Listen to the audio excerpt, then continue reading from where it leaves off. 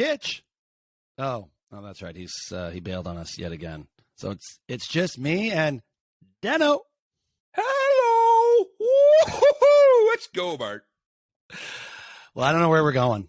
Unfortunately, I think we're going down a very familiar path. I think you could probably go back to 3 podcasts ago, hit play on that one, and it's going to sound very similar to this one, unfortunately. Bart, you don't like that in the last 13 games we're 3-10? You don't like that forecast? Well, you know what? I'm actually shocked it's 3. It feels like 0-16 in the last, or sorry, what'd you say? 3-10? Yeah, it feels like 0-13. I don't know. Like, I don't know. I want to portray my basketball genius to the audience, but I got nothing. This is just a depressing, broken record, and now just the way we're losing. Oh, it's getting even uglier. I'm trying to be positive. I'm going to remain positive. If I go negative, Bart, take me out. Just say, no, Deno, your role is positivity on the pod. Yeah, I don't know. I know, but I don't even know if I can say those words to you because I don't know how you could be. I think it'd be better if you came to the dark side. All right, I'm in. I'm really good at it. All right, well, listen, let's go back to Monday night. Pacers game, a bit of a choppy back and forth. We lose 122-114. We have a great second quarter and then a terrible stretch in that third quarter where they got themselves back into it. But we're still up 1. We had a good first quarter, bad second quarter. Bad second. Bad second where we were down 9 at half. We win the third quarter by 8, but halfway through that, like we were up 8 or 10 in that third quarter. Next thing you know, they make a run. We're down 1 going into the fourth. So we actually won the quarter by 8 points, but it felt like we got run over. And then boom, that kind of steamrolled into the fourth quarter. And then we were bad down the stretch. But if we just look at quick highlights of that game, right? Here we are kind of in the best we've shot from a starting 5, 3-point, right? I mean, you've got Siakam 2 for 4, OG 3 for 11, not his best game.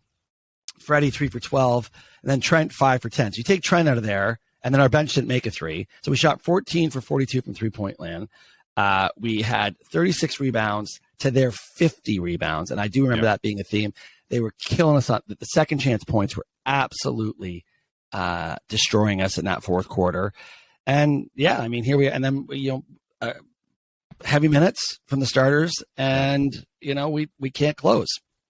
Yeah, like they mentioned on the post game yesterday, like Nurse is actually coaching these games like it's a game 5 of a playoff series. Like the minutes our starters are getting it's just not scalable, Bart. Like it's not going to work. Our bench in that Indiana game got an awesome 7 points again. It wasn't like 50-7 or something. They were, it's even worse. There's 7 points.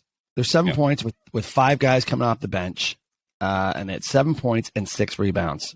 And they had 57. They had 57 points from their bench, and we'll talk about last night's debacle, but similar to what happened last night, right? Yeah, I mean, but to be fair, and like last night, like their bench, Indy's bench, playing much heavier minutes. Than our guys. However, but here's the deal. Trust, though, right? Here's the deal, right? They got guys that come off the bench. Absolutely, it's trust. They got guys that come off the bench, like that McConnell kid. Scrappy. He's 4 for 6, 2 points, 3 rebounds in 21 minutes, 15 points. Like just good, solid defense, making open shots. Like they're just a scrappy team, but you felt like they had guys that came in that are making shots, and I never feel like our bench is making shots. Yeah, ever. And they're just targeting like Flynn in 5 minutes was minus 18. Like they just targeted him and went at him. Like McConnell looked like he was an all-star in that game off the bench. He's a good player, but like they just totally picked on one of our defenders and just went at him, and they probably shot 80% against. Well, it's true. Flynn, right? And I don't want to spend a lot of time talking about Malachi Flynn on this podcast because obviously he's not a key cog to what we're doing, but that's a very good point. He came in, they ran over him. I think he was minus 11 for his, how many minutes did he have? Minus 18. Minus 18 in 9 minutes. 9 minutes. Think about that for a second. Yeah. And now, unfortunately, Malachi has gone relatively cold. right? He had that stretch where it's like, oh, this kid can actually knock down the open shot, play 15 minutes, and now he's back to, I would say, even taking questionable shots and kind of is back to that. He doesn't look comfortable, doesn't look like he's got Nurse's confidence, which that's on. So listen, let's come back to Nurse for a second. And your comment about, how he's riding the starters here a little bit, and it's not sustainable. I really, really, really, really do believe this is one of Nurse's worst years as a coach of the Raptors. I'm not saying it's the perfect team, but I'm telling you, him as the guy running the ship here, I don't feel like he's maximizing what we have, and I think it's pretty disjointed the way his rotations, night to night, and then I don't know. Who's telling Chris Boucher and Achua that they're 3-point shooters and that if they have an open look, they can take it? I just don't know who's doing that. Yeah. Did you hear that there was all these one-on-one meetings he's had and stuff with the team in the weekend? And they said it did not go over well. Like there was a lot of, so there, when you lose, when you go 3-10, like winning solves everything, but there's some serious dysfunction here. Well, right? I think that's what comes through. And even, it's funny on the ESPN broadcast last night, which I listened to because thankfully that meant I didn't have to listen to Alvin. Oh my God. I actually went to the Bucks. I actually went to the Bucks game announcers instead of listening to Alvin. Actually, I like the Bucks announcers too. I've listened to them before. They're good.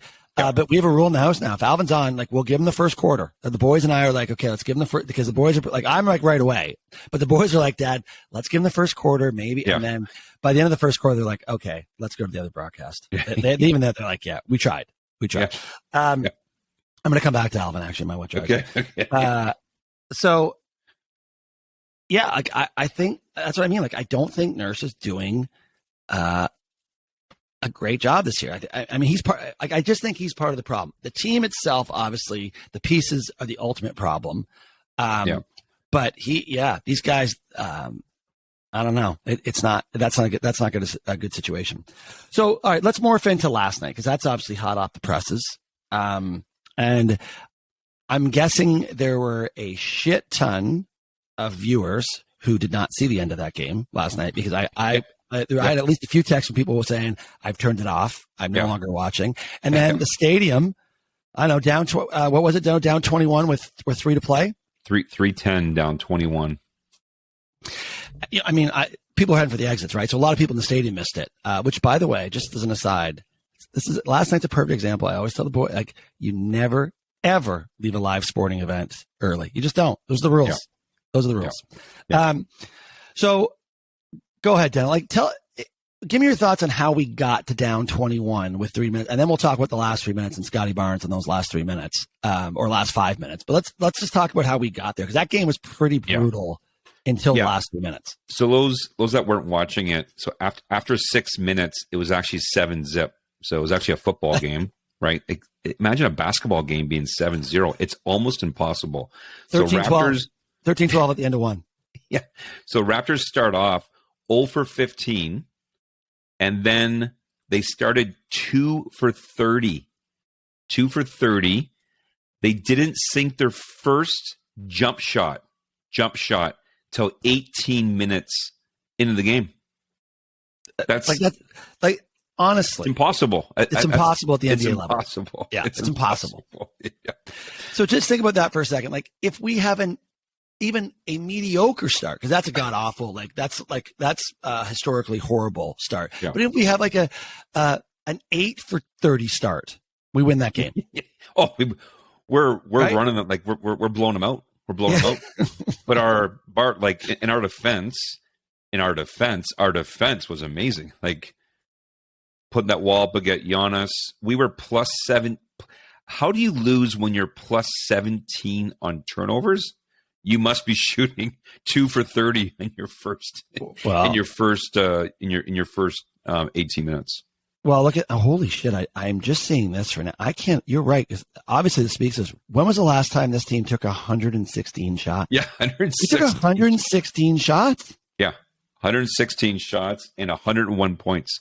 That's almost impossible as well. That is impossible.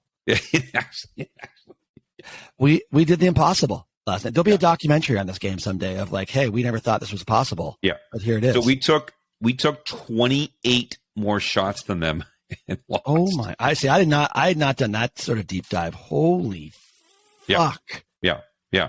So Giannis had a quadruple double. Bart, you saw that, right? He had 12. Did he? 12 turnovers. Oh my god! And you look at, and we got an average Giannis. I mean, okay, so I'm going to say average, but 12 turnovers is not by any standard. He's 7 for 18, so we do a pretty fucking good job on him. Yeah.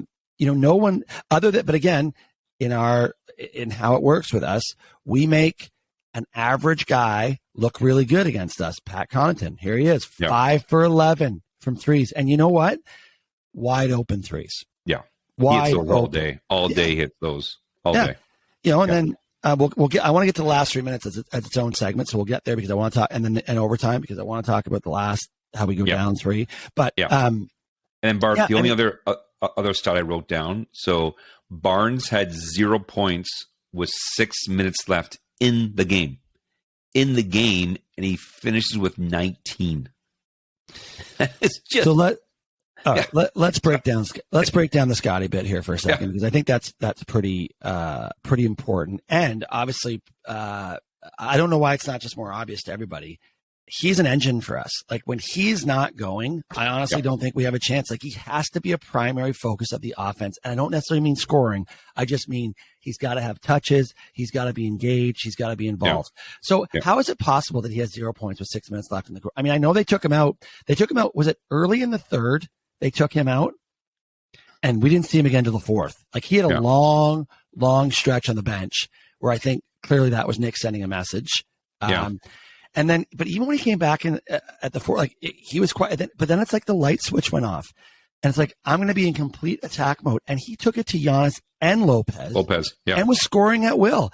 I mean, the only problem I have with that is he was 0 for 4 from 3. They were begging him to shoot the 3. Yeah, I know from 15 feet, even. 50, yeah, and he's got and Indiana did the same thing to him too. He has got to step up to that elbow and just shoot it. He just has to. Right. And that's his offseason workout. He just has to be able to knock down that 15-footer so they respect him because once they do that, then he can attack. Right. Yeah. But I don't understand how we can get 3.5 quarters in, him with 0 points, almost a non-factor at any level. And then all of a sudden he turns into Superman. So like Scotty's a problem. Like his development this year. And again, I'm gonna go back to Nurse. It's got part of this on the coaching staff, but part of it's Scotty too. Like he looks lost out there sometimes, but look at what he was able to do in those last 6 minutes. Like he was almost unstoppable. Yeah, like Milwaukee basically just focused on Siakam. Like they had Giannis on him, and then Lopez. As soon as Siakam got the ball, Lopez came. So like, how do you score against two 7-footers, right? So Raptors started, but the Raptors had to change something the last 6 minutes where they got the ball to Scotty just a bit more down low. Like him with the ball up top, I'm fine with it, but those little jump hooks and stuff is where he's the best. So he's going to take 10 of those a game, right? That has to be part of the offense where we go, okay, listen, we're going to get him. We're going to get a mismatch. He's going to back his guy down. And or he's going to have that ball at the top of the key. And like they said last night, right? All of a sudden he's driving it into their chest. And getting a good look, right? Like that just has to be a key part of the offense. Like I thought Siakam was horrific last night. Like I really, and I kind of felt like he looked lost. I kind of felt he was forcing everything. Like he's got to understand, he's got Giannis on him a lot of that game. It's going to, his moves, his game, not suited to have Giannis on him, right? That's where he's either knocking down 15, 18 footers all day, or he's got to be a facilitator. Like, look at his line last night. He's 4 for 18, over 2 from 3, 8 rebounds, 4 assists. He's got to have 9 assists last night. Yeah, and he was out of control. Like he was out of control. Yeah. So again, like it's just one of these things where we can't seem to get. There's no gel, right? There's no like, okay, here's our offense, and we'll see who's hot tonight, and we'll and that's who we're gonna ride. It's like, all right, a lot of one-on-one shit, and let's hope we knock it down and but here we go again. Right, Freddie, Buck. 4 for 14 from 3. Trent 3 for 12 from 3. I mean, that's volume shooting. You can't be 5 for 26 on volume 3-point shooting. And all those were in the last 2 minutes. Yeah, like those stats going into that bar was complete disaster. What we only had like 70 points, right? Going in the right. Well, and then you look at Fred in first possession overtime, right? Fucking wide open three. He's got to make that shot, right? And then Gary's got a couple shots in overtime. He forced that one floater, but like a couple wide open ones that he made at the end of the, it's like we took our foot. It's like we got, oh my God, I can't believe we're in overtime. So they kind of relaxed for a second. But I don't know. It's just so frustrating to watch it in real time and then think about it and then wake up to it and think, I got to talk about this shit on a podcast today, on a global podcast. And like the Bucks global, yes. And the Bucks handed us a layup by sitting like two starters back to back. Like what other, like what else do you want to actually get a win? And then, right? I mean, if we're not beating this version of the Bucks, right? I mean, I guess that's our best team, right? I mean, we had our full, other than Porter, which we don't even know if he's a piece. This is our best team. And, and then, like you said, we play great defense. We get 25 more shots and we shoot 19.6% from 3-point land. 19.6% on 46 shots. You know what I mean? Like if we shoot 27%, we win the game, which is still bad. So and like those threes, they weren't forced. Like these are good threes. Like we just don't make threes. We just. I would say the majority, other than maybe a couple of Gary ones, I would say they were relatively good looks within whatever flow of the offense that we have, right? So they weren't like, but again, like, I'm sorry. Well, actually, no, I shouldn't say that. There, I will bitch about Achua's three. He had 2 attempts. I thought both were bad, right? Boucher, I thought, forced one of his 3, but I think we just had, like, I know Boucher had that hot stretch in Tampa, but I kind of feel like we're back to the Tampa. These are the Tampa Raptors again. I think that's where we're headed. Actually, I'd be totally okay if they moved all their home games to Tampa right now. That would save me a lot of money. Save me some money. Save me some money. I'm fucking flying to Toronto tomorrow to watch the game. Fly to Tampa. But like, he was hot. He had a good shot. Chris Boucher is not a 3-point shooter. Full stop. Achua, not a 3-point shooter. And yet I think that we're continuing to encourage our whatever 8 guys we throw out there, 9 guys. If you're open from 3, you get to shoot it. And I don't know. I don't think I agree with that. Yeah, like Achua actually, I think it was in the 4th quarter. Like he actually didn't shoot one, and it was like good. Like that's not your role. Like he's still young, but once he shoot from 3, Bart, I don't have it in front of me, but it's not more than 30%. I got Boucher right now. Boucher's last 10. Okay, last 10. He's shooting 21% from 3-point line. Oh my God! Okay? Regular season, he's 26 for the season, but his last 10, 21. I mean, that's bad. Like I'm not encouraging that guy to keep shooting. And he took 3 shots out of his 8, right? So almost half his shots are coming from 3-point line. No, like that again. I'm gonna go back to the coaching staff a little bit on that one. Look at Achua. Now he's only played 14 games this year, but he's shooting 16%. 16%. Guess what? Don't shoot it. Yeah. You're not going to win. You're like, we lost the game by 3 points last night. Right? Shooting 20% from 3. Like it's almost impossible. It's almost impossible. I'm fucking 46 shots. You know what I mean? Like that is. I'm telling you. Yeah. Ugh. So where do we go, Bart? Where do we go? Listen. Do we go to a new team? Can we just jump ship? Is that pause? Can we just jump ship midseason? Can this be borderline Bucks? Can we go borderline Bucks? No, Bart. I might do it.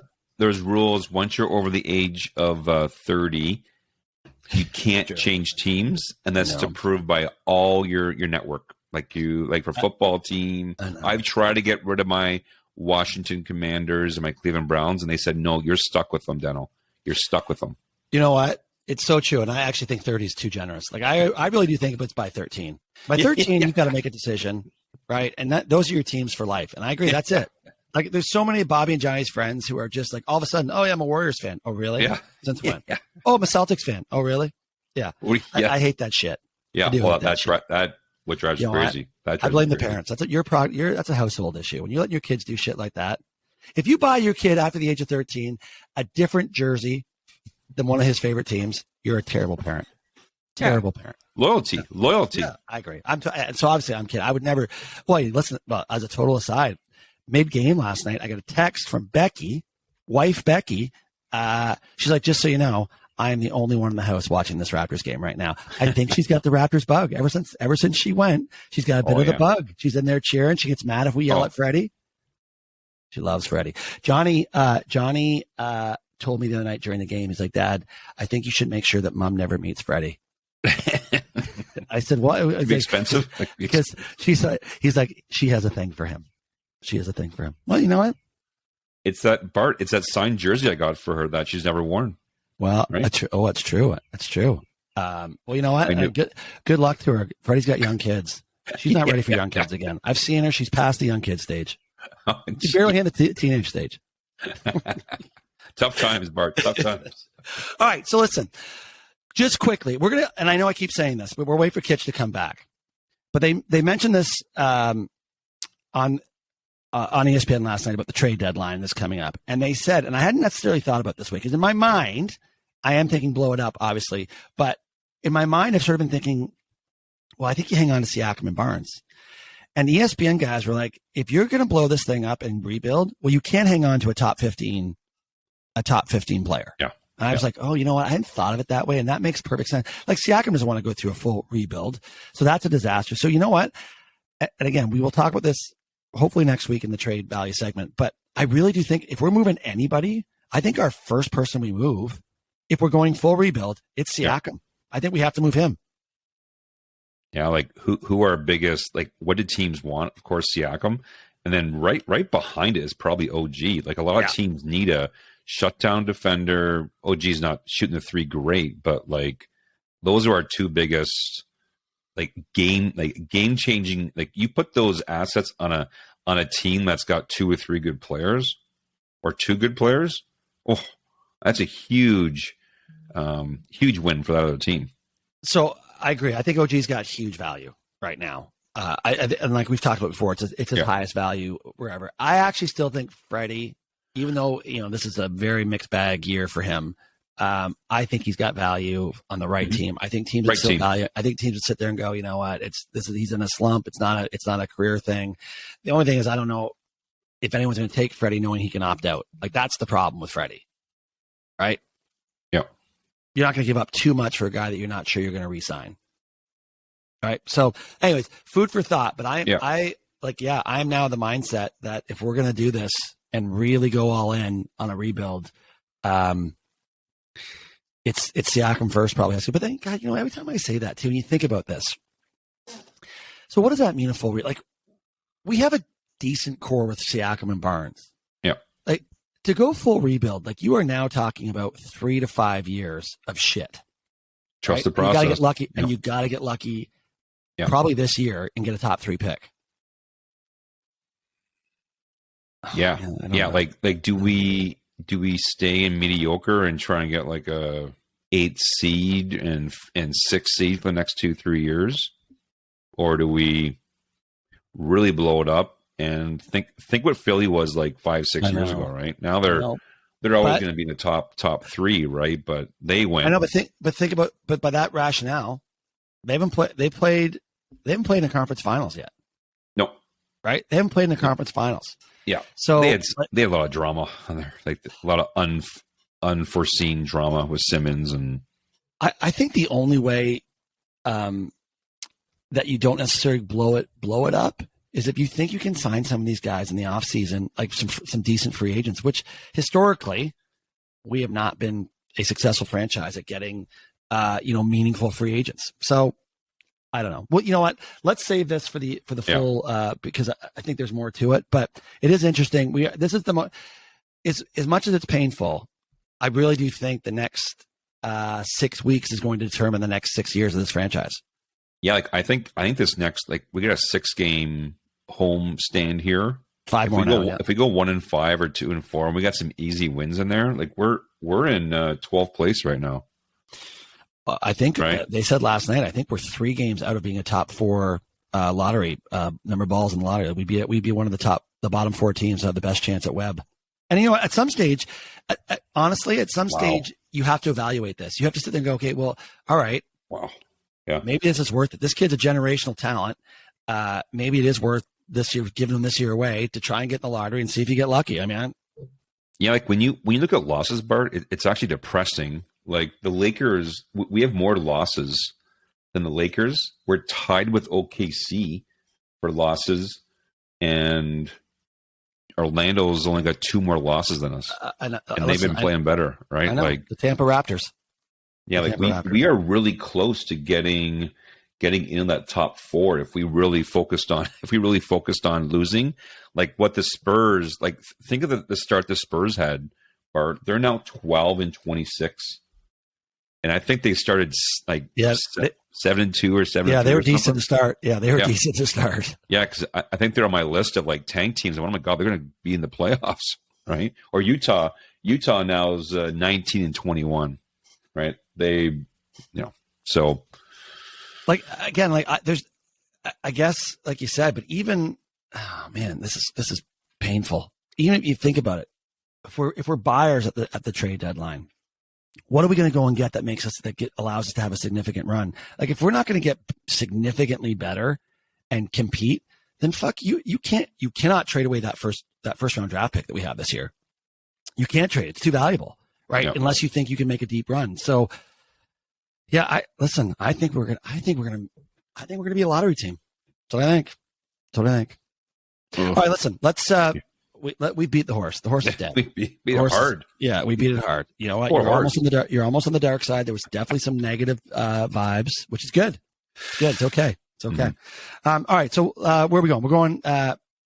Let's just, as we go into football and backyard gambling. Obviously, horrible situation. Buffalo last week. Yeah. But the good news as of this morning, making a major comeback. It sounds like, and I mean, who knows what his recovery looks like, but they said he's neurologically sound, or all his vitals from a neurological standpoint are good. We're talking about Hamlin, the safety from Buffalo, who had a major, so you know what, Deno, this is a true story, and I'm sad to report it because I got to stop talking. Many people have said that to me before. Then on New Year's Eve night, a couple guys are over, we're watching football, and I randomly, I don't know why we're talking about it, but I randomly say, hey guys, you know what, do you think in our lifetime we'll see a death on the football field? I said that on New Year's Eve. Wow. And then here we are 2 days later, and this guy, and at first I thought, okay, based on the hit, there's no way that hit caused it. And then you find out that there's this whole condition that could have caused it. But I just assume, this guy's got a bad, there was an underlying condition that they didn't know about. But no, that would have been a death on the field caused by that hit. So thank goodness that did not happen. Yeah. And it sounds like this guy, has got to I honestly thought we're just waiting for the news that's going to be horrible. But I mean, how lucky is it? But yeah, what crazy situation. And it makes me very happy that Johnny Bart did not play football this year. Yeah. I assume you saw the video yesterday of, Bengals coach Zach Taylor talking about Sean McDermott when they first walked over. Like that, just tell me you don't want to play for either of those coaches now. Yeah, right? I agree. I agree. All class. They handled it as well as they could have. How the NFL didn't realize. I don't know who runs the marketing or publicity for the NFL, but you just couldn't get that one more wrong. And I'm not even buying into the fact they said about the 5-minute warm up. I don't know if that's true or not, but the fact that they didn't realize for an hour and 20 minutes that game wasn't going to be continued. That should have been within, as soon as CPR is being handled on the field, and that guy's that's okay, there's no more football tonight. You get these people out of the stadium, and you just move on, right? And you figure out. But I must admit, I don't know how this plays out now, as far as getting that game, and I don't think they can cancel that game. A friend of mine, Tony Bekovic, Tony, T-Beck. So he thinks they're going to change the bye week in the Super Bowl and just push everything back a week. Deno, again, obviously I don't want to be selfish in this situation. They got to do whatever they got to do. But I based my whole Vegas trip, on seeing the second round games. I know, Bert. Usually we've been a number of times during Wild Card Weekend, and the games generally suck balls. Well, because those teams suck. I know. And now fucking here we are. God damn it. I know. It's going to happen. It's the only logical explanation, right? Yeah. So what's going to happen?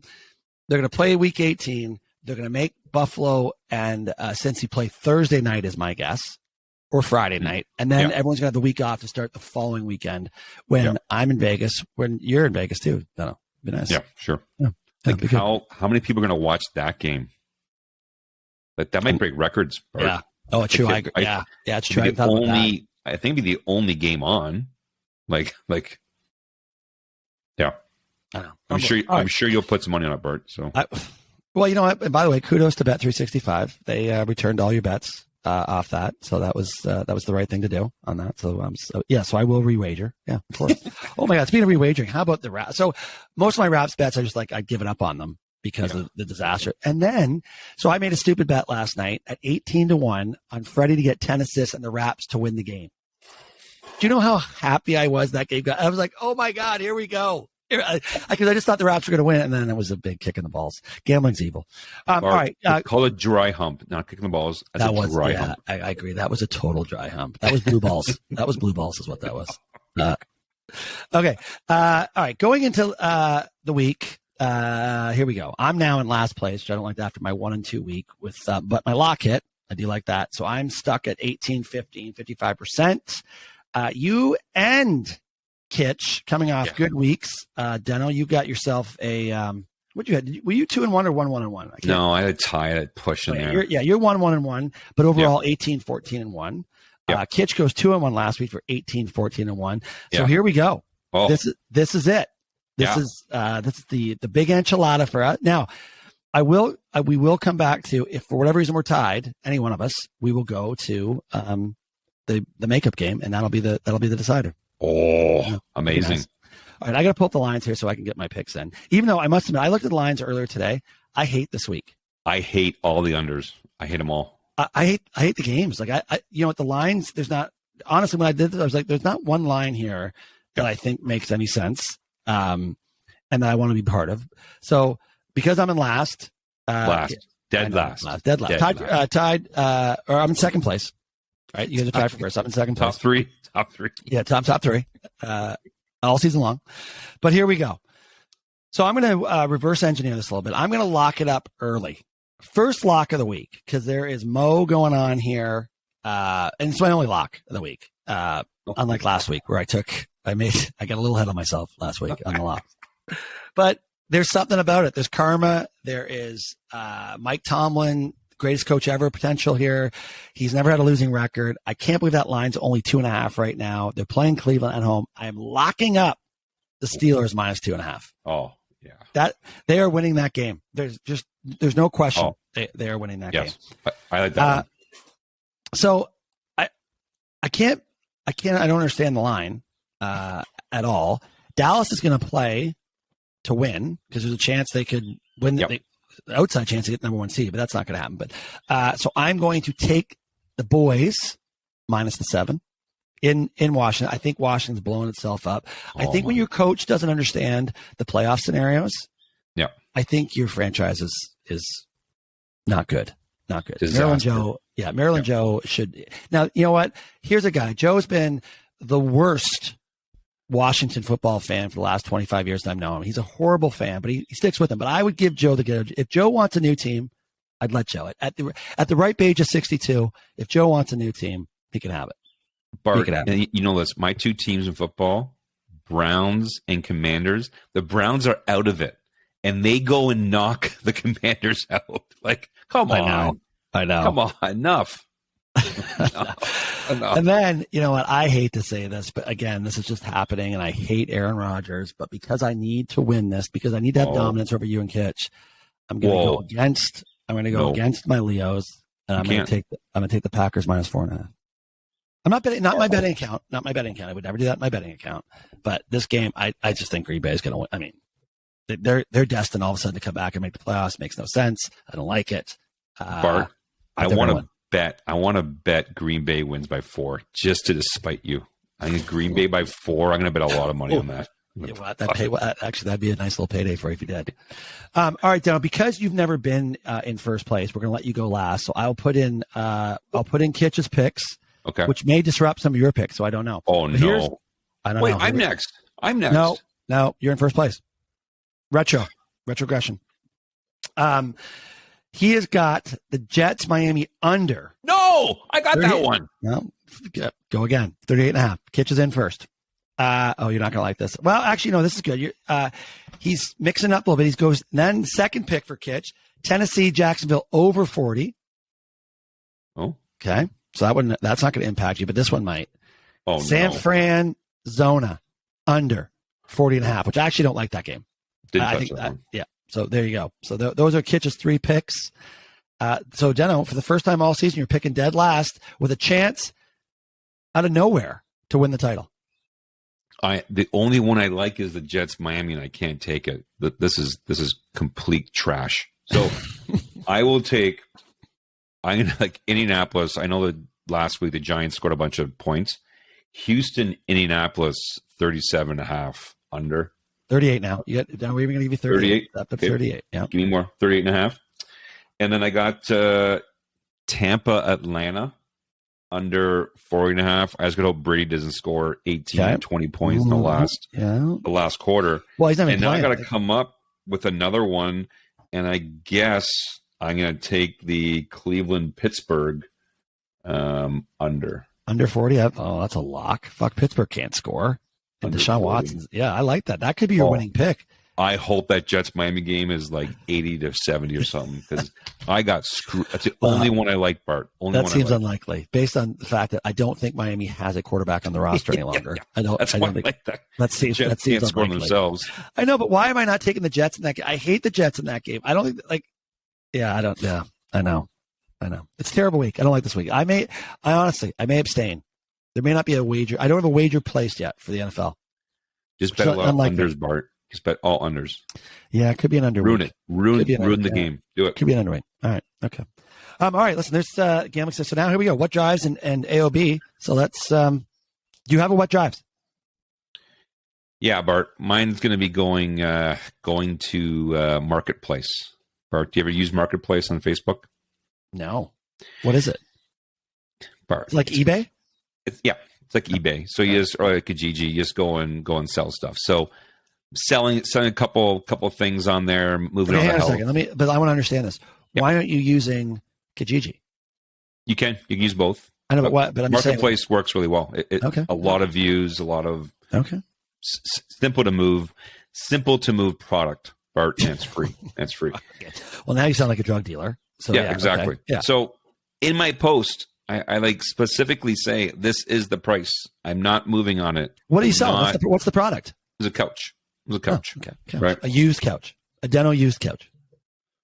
Family used couch, not a when I was single couch. That's good to know. Did you put that in the notes? No, I did not. So these tire kickers start pinging me. Hey, so I was selling for $1,800, Bart, right? This couch, right? Yeah. Guy pings me. Hey, how about $1,000? How about, right? So I say no. So this person does come back to me saying, I will pick it up today. Oh. What's your best price? And I need to get rid of this thing, right? So I go, okay, $1,700 if you pick it up this morning. Oh. My kids coming over. They go, yep. So afternoon, if it goes back to the afternoon, it's $1,800. 12:01, it's $1,800 again. Yeah, I told them, right? So they show up. They show up. I'm helping them move it out and stuff. And the woman says to me, I still think it should be 17. I think it should be 1,600, not 1,700. Half the couch is in the van. Right. I told her. I go, what is? I go, this is ridiculous. I go, it's 1,700. She goes, well, I had to ask. I'm going, no, we agreed on 1,700. And she was seriously going, should it be 1,600? It's like who are these people? Well, she got a wad of hundreds, like a wad of hundreds. Oh, but I thought that was gonna go somewhere else. Like, I'm giving you 1,600. No. Well, could you imagine? Then you're moving the couch by yourself back into the apartment. Oh, yeah. Well, like I asked her for like kind of the start. Yeah, we got it. And then halfway through I went, okay, half the couch is in, right? So you can't use the couch. I need the money now. I need the full money now. So what drives you crazy is just like, you know what? Like, first of all, it's stop being a tire kicker, and then a deal's a deal. Don't start bringing up, hey, how about I agree. Drives me crazy. Once you agree, once you've agreed over some form of communication, that's the price. Had she negotiated beforehand saying, "Hey, I'll come pick up this morning, but I want it for 1,600," that's different. But if she'd agreed to pick it up for 1,700, that's a little, it's a little offside. Drives me crazy. Okay, all right. Listen, I'm going back to. I'm going to spare Alvin on this one. But even though, what drives you crazy? You know what? Let's just talk about Alvin quickly. Like, he's unlistenable to. You can't, like, there's not a game where I've ever watched and I go, oh, that was intelligent, or I hadn't thought of that. It's horrible. Like, Alvin Williams has got to go. I don't know what the brass at Sportsnet's doing, but Alvin Williams cannot be. I can't imagine anyone's peer reviewing him going, you know what, Alvin's doing a great job this year. Let's lock him up. I know he's got a player option, but let's lock him up. He is better than last year. Well, what kind of bar was that? What kind? But he always trashes himself, and like when he goes about his career and stuff, it's like, okay, you know what? You can say it once. Let someone else trash your career. Yeah, like, he does try to be he tries to be self-deprecating, which, by the way, self-deprecation is a good trait to have, but it does not feel believable when he says it. Right? Yeah. I think he's saying because he knows he has no choice but to say it, but I don't think he really believes it. We all watched him. Like, he was a good Raptor. Great defense. Like, he was a good Raptor. Yeah. And for him to start trashing himself, it's like, do you know how many like bad players we've had in this team? Yeah. Yeah. I listen, I'm telling you, I know it's the whole package. Okay. But not what drives you crazy. But I'm in a restaurant with a couple buddies a few weeks ago. I put this in my notes and I forgot it's a good one. And it's like, we're in the city. We're in the Big Smoke, having a restaurant at a nice Italian place. I won't say the name. And we're kind of the last people in there, but not the last. But it's 10. By the way, it's 10 o'clock at night. Toronto, for all of Toronto's like big city vibes to it. Oh my God, the restaurant scene and when they shut down is ridiculous. It ends so early. But anyways, but here we are sitting, and we've had a couple bottles of wine. It's a decent sized check, and the tables, like any sort of restaurant now, it's kind of packed in. Next thing you know, on both sides of us, the cleanup staff starts cleaning up the two tables beside us. And I mean, they couldn't have been any fucking louder. It couldn't have been any more disruptive to what we were doing. Like, there's cutlery dropping on the floor. One guy broke a wine glass, and it's just like, it's happening all around. Like, okay, we get it that the restaurant's closing. I get it. But I'd rather you come to me and say, hey, listen, guys, we're wrapping up here. Could we ask you to either move to the bar, which is a classic thing to do. Say, would you mind finishing your drink at the bar so we can, I'm good at that stage. But don't just start bringing in the troops and start making a mockery of the end of my dinner by just, I felt like we should help. I felt like, boys, to grab one of those tubs and start dumping our dishes in there. I'd love to see the owner say, okay, guys, plan B on these guys.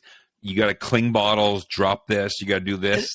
It felt like that. It really did feel like a bit of a comedy show of like, all right, how do we get these guys out of here? So I'm like, boys, I think they want us to go. I think they want us to go. So we should probably, but it's like, come on, it's a nice restaurant. Yeah. So I'm just like, you know what? Just handle that one a little bit differently, because otherwise you're going to drive me crazy. And they did. All right, there we go. Kitch did not send one in, which is good. So it's, you know what? I'll tell you what, this could be the end of Kitch. New year. You missed the first part of the new year. He's busy. Yeah. Oh, yeah. Busy. He was at Jack's 60th birthday party in Del Boca Vista, I think they were with the Seinfelds and George's parents. So they had a big bash for Jack. I don't think it went quite as late, but that's where Kitch is on. He's on assignment. He was on assignment at Jack's party, golfed with them yesterday, and then is traveling back to wherever location he's got in Florida. So that's tough life, Bart. Yeah. Tough life. Someone's got to do it. So there's Kitch's AOB. Deno, any AOB before we get out of here? Kind of AOB. Like I always have OG's back, but Bart, we were discussing on What's Up, who has the worst hands in the NBA, God. Right? So I wrote this down, Bart. So do you remember playing grade school and high school basketball when the real tall guy gets the ball at half court and he starts dribbling? Everyone's like going, pass the guard, guard, whatever. Like that's what OG is. Like when OG goes fast down the court, pass it. Like please pass the ball. Forget about it. Forget about it. Oh my God, it's so bad. And I love OG, but you cannot go the whole court dribbling the ball. It's going to bounce off your knee, or you're going to do a bad pass or whatever. I do have your back. This is very negative, but know your role, OG. Know your role. Honestly, it is the worst set of hands that I've seen in the NBA. And then, like, I think it was last night. Did he try? Was he a 2-on-1 where he was leading the 2-on-1, then tried to make a pass? Oh, yeah. That was horrifically bad. And you're just like, no, that's not good. Ball never hits the floor. 2-on-1 from now on with OG. Ball never hits the floor. Just like, yeah, I agree. He is, again, here we are shitting on a guy who's he literally is having a career year. And I give him A. It's I give him an A for the year, too. It's amazing you could be having a career year in the National Basketball Association and not be able to dribble. It shows what kind of talent he really is. He has no dribbling skills yet. Is a starter in the NBA, having a career year. He has time. All right. For me, AOB, just simply TikTok Nation. A little update there. We're at current, as we speak, 4,080 followers. I mean, I think we started the Christmas break with like around 1,000. So we've had 3,000-ish new followers in the last little while. Kitsch is being identified in certain parts of the KW region. People saying, "Hey, I follow you on TikTok." So it's all happening. I wouldn't say it's translating to massive increases in the full podcast listens, but it's all happening. And then just as a reminder, TikTok Nation, March 1st is the draw. And there's only one draw. I do want to clarify that. I had someone approach me saying, "Hey, you guys have two things up on TikTok about," well, I know we did, but we have one draw. It's March 1st. Any follower will be name in the hat. We'll pull somebody out. Tickets March 24th. So that's where we're at. 4,000. I think by March 1st, I'm gonna go out on a limb and say it's gonna be a 1 in 15,000 shot. I think we'll have 15,000 followers by March 1st. I agree. So there we go. Get ready, TikTok. We're coming. All right. Other than that, and I'll be at the Raps game tomorrow night. We'll look for you, Bart. We'll look for you. Yeah. Well, you know what? You can look for me the whole game because I'll be there the entire time. No matter what happens. We get down 50. I'll be there. All right, Deno, your turn. Please take it away, Kawhi. Kawhi up top, looks at the clock, turns the corner for the win. Got it! Kawhi Leonard with the game winner!